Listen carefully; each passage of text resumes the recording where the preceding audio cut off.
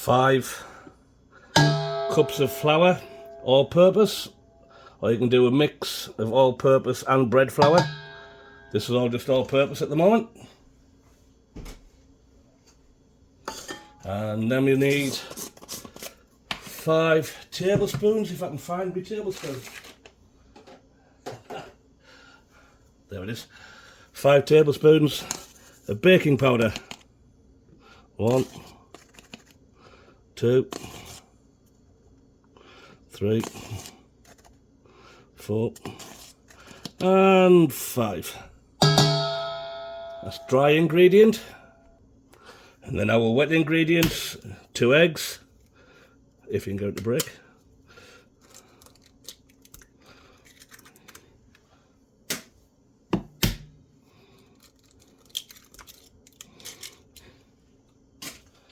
And either 2 cups of milk. I don't have a lot of milk left, so do a cup of water.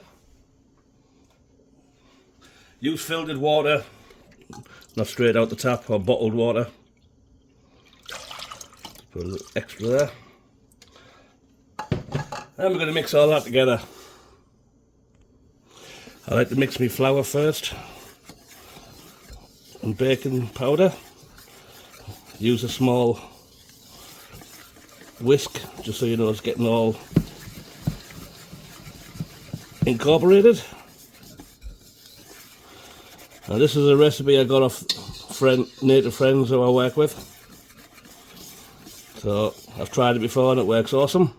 The only difference I'm going to do to this one now, I'm actually going to add cranberry to that mix. Some people say add your fruit after you've kneaded. But I want to get this straight in here. I want to keep this as simple as possible. So just mix them around. Get that bowl out of the way. Milk and water and eggs. Give them a good mix around.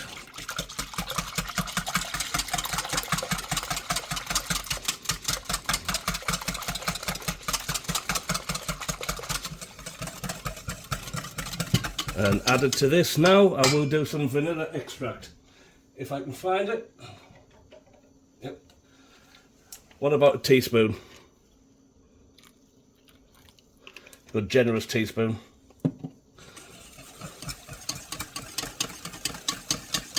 Now I'm not going to make traditional fry bread bannock.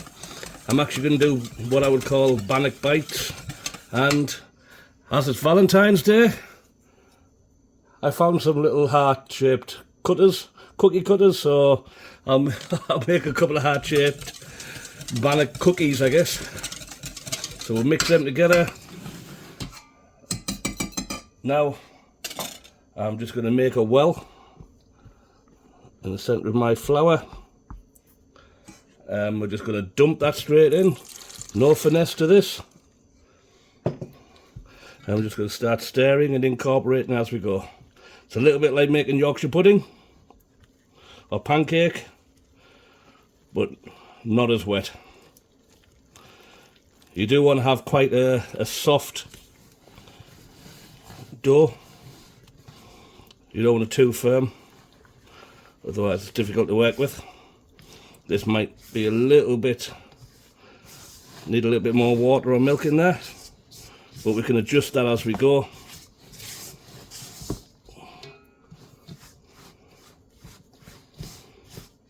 Once it starts to come together, we'll go in with our hands. Get the excess off the spoon. Now it wants to be a little bit sticky, but not too sticky that it sticks to your fingers. So we'll just give that a little push down, start to incorporate this in our bowl. Make sure we're getting all of the flour. This is nice and soft now. Now I'm giving this a quick mix like this. Some people leave it for a while once they've got it incorporated. I don't think it's necessary. but we're not going to mix this around too much. We want to keep, the more you mix, the harder it will get.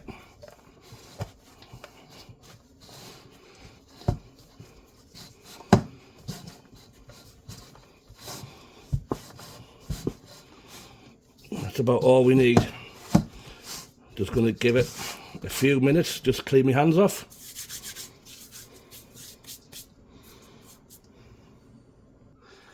So now I'm just going to kind of roll it out a little bit.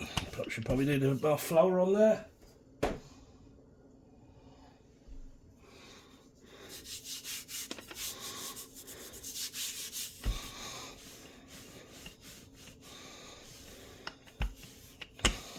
I want it about 3/4 of an inch to an inch thick.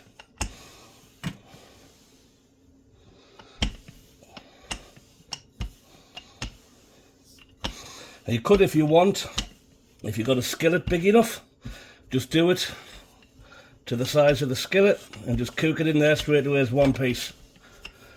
Especially if it's a cast iron. Let's get down and have a look, see what our thickness is like. Like I say, I'm just going to have a little bit of fun with this one. And push it through, see if I can get one of these cheap dollar store cookie cutters to actually go all the way through without actually breaking.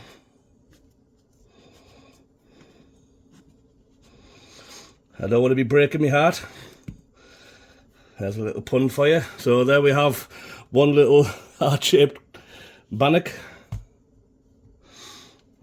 We'll have another couple of them. And the rest I will do is bannock bites. A little bit like Timbits, I guess.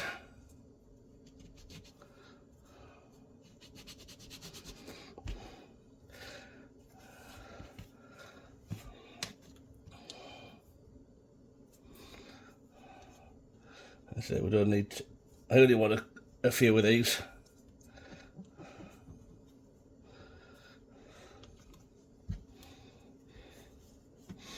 But that works surprisingly well, to be honest. Considering it's only a cheap thing out of the dollar store. And I can't see it lasting too long, but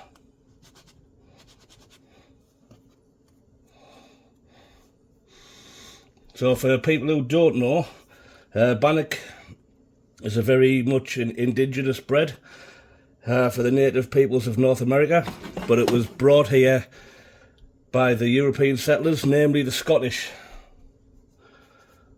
who obviously came over here 1600s, whenever it was. So I'm going to do 4 hearts. The rest of these I'm going to make, you know what, no, I'll make as many bannock hearts as I can. And the leftovers I'll make into the little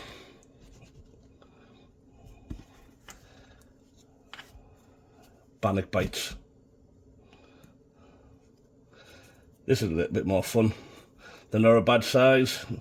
Good if you want to have it like, use it like a scone.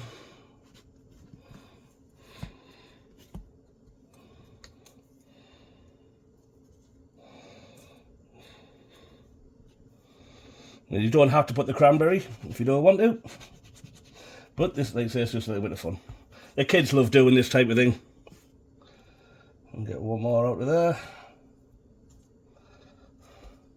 If this was a heavier metal cutter, this would be a lot more straightforward. This is just having a little bit of trouble now getting through, cutting through the actual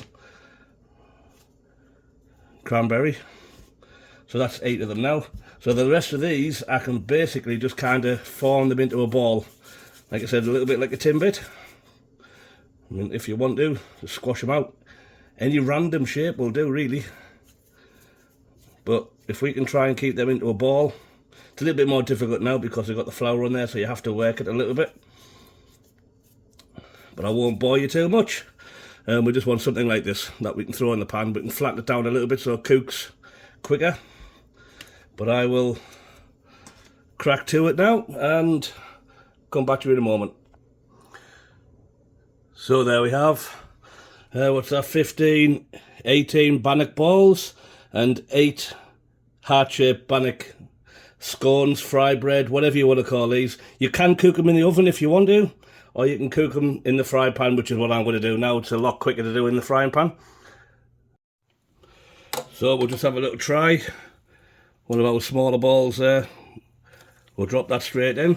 And we'll see it's bubbling nicely. It should start to float, in theory. But we'll see how that one goes, and then if that one's working fine, then we can start cooking properly. I'm just going to quickly turn that over. I might be a little bit too high there. Turn that heat down just that little bit.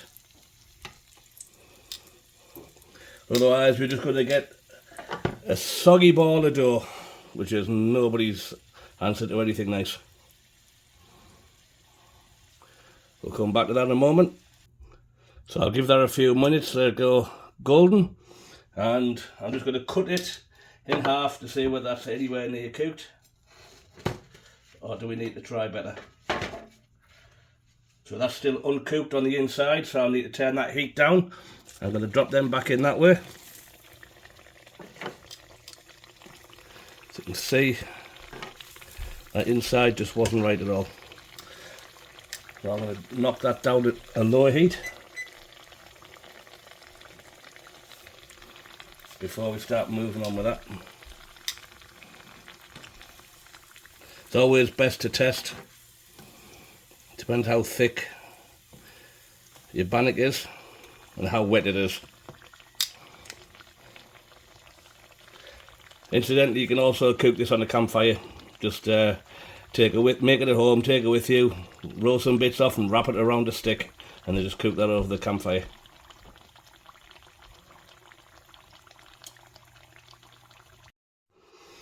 Well, I think we're good to start cooking there. I've turned that down to a very medium low, because we'll drop these in.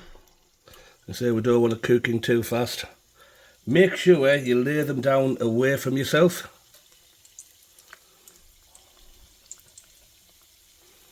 And don't overcrowd. I think 4 at a time is ample there.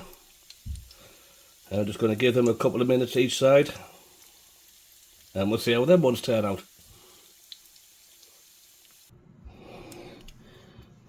Well, they look like we're getting ready to turn over. That'll do. Yep, they're looking good. Very low and slow is the way to go. Want a nice golden brown, and that makes sure that the inside gets cooked too. Well, here we go with the bite-sized pieces. Just have to dance around my camera a little bit there. As I said before, the perils of having a small kitchen.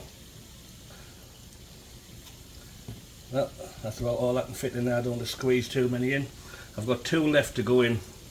Let's see if we can move things around a little bit. I don't want to be waiting all night to do this. Yeah, we should be good. We'll squeeze them in there. It's not really good to overcrowd the pan, but we'll just cook them low and slow. And there's all my heart-shaped.